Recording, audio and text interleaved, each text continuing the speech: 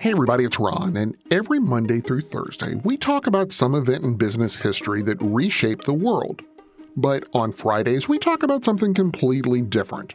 These are the stories that went completely off the rails. They may have still changed the business world, just not in the way anyone wanted. These are the business bloopers. It's 1993 and you're standing in a toy aisle. Bright lights, pink boxes, plastic smiles frozen behind clear packaging. Row after row of Mattel perfection. And then you see him. Ken is wearing a tight purple mesh shirt, a lavender vest, bleached blonde hair, and a small circular pendant hanging at his chest. Not a wedding ring, not a medal, something else. Within weeks, this doll is selling out. Not because of kids, because adults are buying him by the armful. Gay clubs start displaying him. Newspapers start asking questions. Late-night jokes follow, as they always do. And suddenly, a toy meant to quietly modernize the Barbie line becomes something Mattel never planned, never marketed, and definitely never approved. An accidental cultural icon. And the moment the company realizes what's happening, the reaction is fast, quiet, and very corporate. Okay, how did we get here? From Business Basics, I'm Ron Trucks, and this is Business Bloopers, the weekly podcast where we unpack the business decisions that sounded smart until they weren't. Every Friday, I'll take you through a real story where something went off the rails. Sometimes it's hilarious, sometimes it's painful, but always, it's a reminder that even smart people screw up in business. And we'll look at why that matters. By the early 1990s, Mattel, the toy company, had a very clear problem. Barbie was still one of the most recognizable brands in the world, but critics were getting louder. The entire Barbie line felt dated.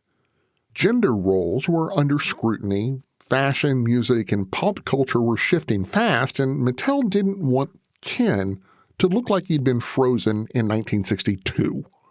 So the company did what seemed reasonable. They hired designers, they studied trends, they tried to make Ken feel more modern, more stylish, more relevant to the early 1990s. This wasn't about politics or identity. It was about keeping a legacy product from feeling stale. The result was a new version of Ken released in 1993, and it was officially called Earring Magic Ken. He had an earring, a mesh shirt, a lavender vest, and a circular pendant that internally was just meant to look fashionable. On paper, this was a routine product refresh. No controversy expected, no cultural statement intended, just another SKU in a massive toy catalog. Mattel shipped it to stores and moved on to the next launch.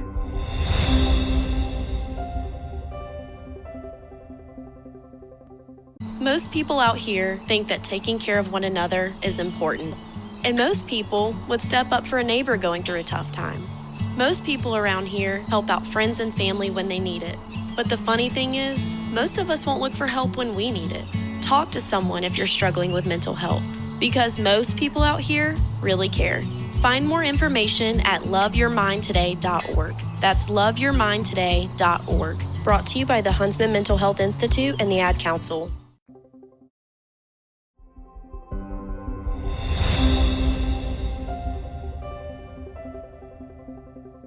Almost immediately, something unexpected happened. Earring Magic Ken didn't just sell well, he sold out. And not in the usual way toys sell out. Adult customers started buying him in bulk. Toy store managers noticed repeat buyers who weren't shopping for kids. Media outlets picked up on it. They wanted to know why. Because design choices that the Mattel company thought were modern closely mirrored gay club fashion at the time. The fresh shirt, the styling, and the pendant, which many recognized as a piece of personal jewelry closely associated with gay club culture at the time. It was one of those details where if you know, you know, and if you don't, I'll let you dig deeper into the story online on your own. Whether intentional or not, The visual language landed clearly with a community Mattel hadn't considered. Gay bars displayed the doll. Commentators joked about him. Articles ran in outlets like Time magazine. What was meant to be a quiet brand update became a public cultural moment. From Mattel's perspective, this wasn't a success story. It was loss of the control of the narrative. The company hadn't planned for this interpretation, and once it became visible, there was no clean way to walk it back. Mattel didn't issue a big statement. There was no apology tour. They did what large companies often do when a product attracts attention of the wrong kind. They just stopped talking. And they stopped shipping the doll.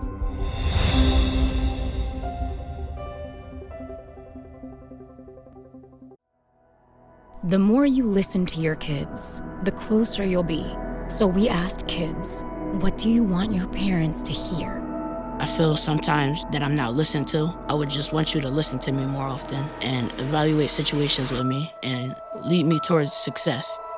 We're not adults, so just be there and listen. I just want someone to yap to. And I just feel like I'll be fine if someone just hears me talk and talk and talk and talk and talk and talk and talk.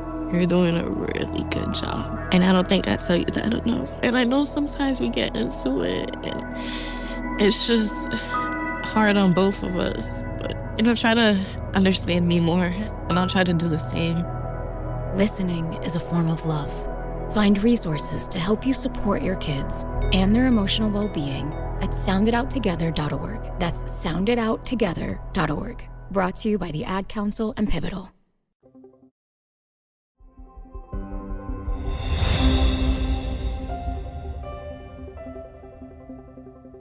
Earring Magic Ken disappeared almost as fast as he arrived. Mattel quietly discontinued the product. New Ken designs reverted to safer, more traditional styling. Internally, the lesson was clear. Even small design choices can carry cultural meaning you don't control. But outside the company, the story didn't fade. Earring Magic Ken became a collector's item.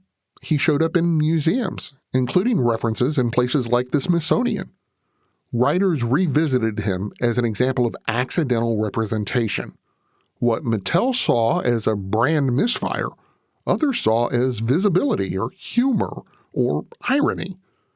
The company survived just fine. Barbie evolved. Ken continued to exist in many forms. But this particular version lived on as a reminder that once a product leaves the building, the audience finishes the story. Mattel tried to modernize a brand quietly. Instead, they created an icon they never intended and then erased him as fast as possible.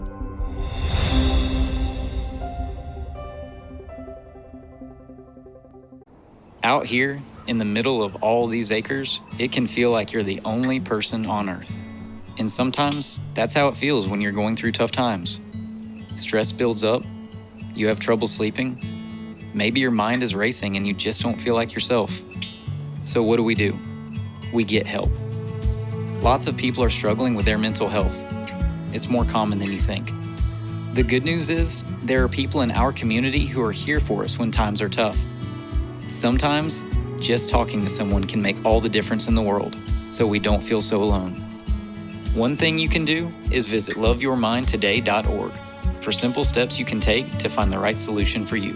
Whether it's hearing stories about what other people are going through, or finding the resources we need to navigate the stresses in our lives. Visit loveyourmindtoday.org. That's loveyourmindtoday.org. Brought to you by the Huntsman Mental Health Institute and the Ad Council.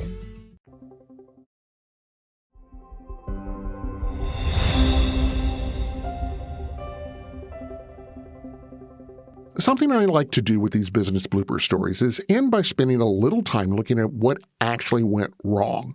So in this case, what went wrong? Mattel didn't fail at design, they failed at interpretation.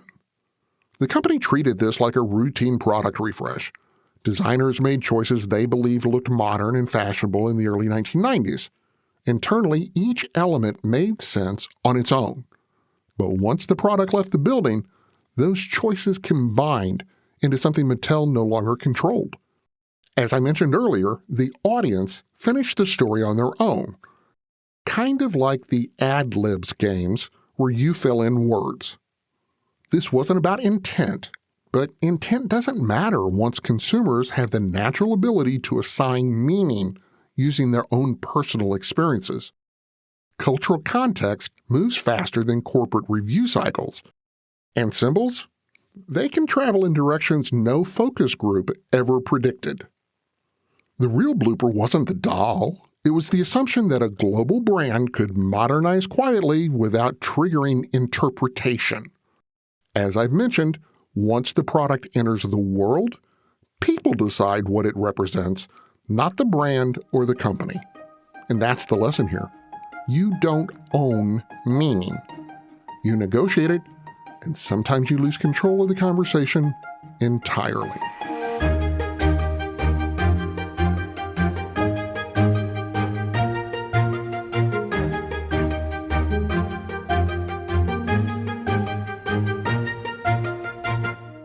This is Ron Trucks, and this is Business Bloopers, part of the Business Daily Podcast lineup, where we look at how business really works and sometimes how it really doesn't. New episodes drop every weekday with fun, full-length blooper stories like this on Fridays and quick-hit business history episodes the rest of the week. Follow us on Apple Podcasts, Spotify, YouTube, or wherever you listen. And if you're enjoying the ride, do me a favor, please don't forget to leave a rating and a quick review. It helps more people find the story behind the business. And do you want to actually understand business better without the fluff or the buzzwords or the MBA language? Start by visiting us at businessdailypodcast.com.